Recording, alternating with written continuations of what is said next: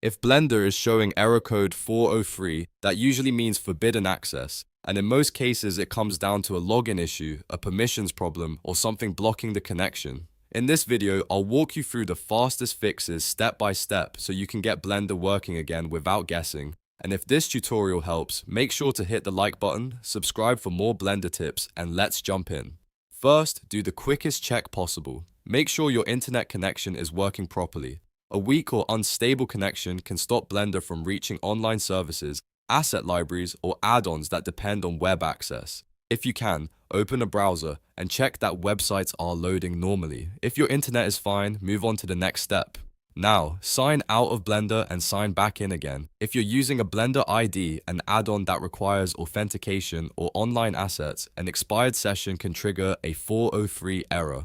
Logging out and back in refreshes your access and often fixes the problem immediately. After signing in again, go back to the place where the error appeared and see if it loads correctly. If the issue is still there, disable your VPN or proxy temporarily. These tools can sometimes block requests or make Blender servers treat your connection as suspicious, which leads to access denied errors. In some cases, firewalls can also interfere, so if you have security software running, try pausing it briefly just to test whether that's the cause.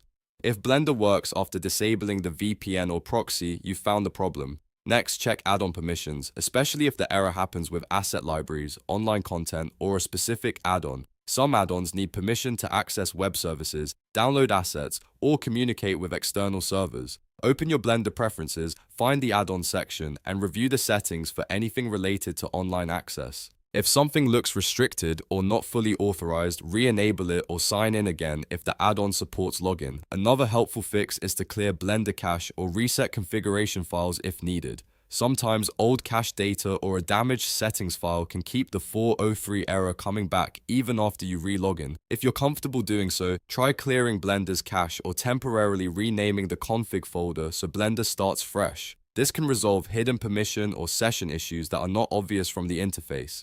You should also update Blender to the latest version. Older versions may have compatibility problems with online services, add-ons, or asset systems, and updating can fix bugs that cause access issues.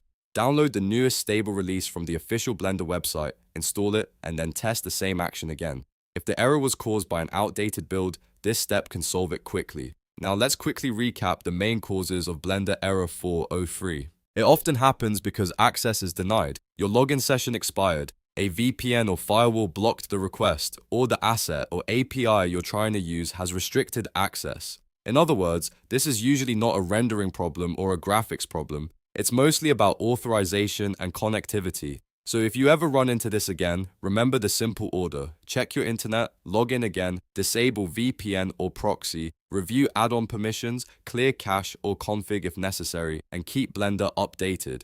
Following those steps in order will solve most 403 errors without wasting time. If this video helped you fix Blender error code 403, please give it a like, subscribe for more Blender troubleshooting guides, and comment below if you want help with another Blender error. Thanks for watching, and I'll see you in the next tutorial.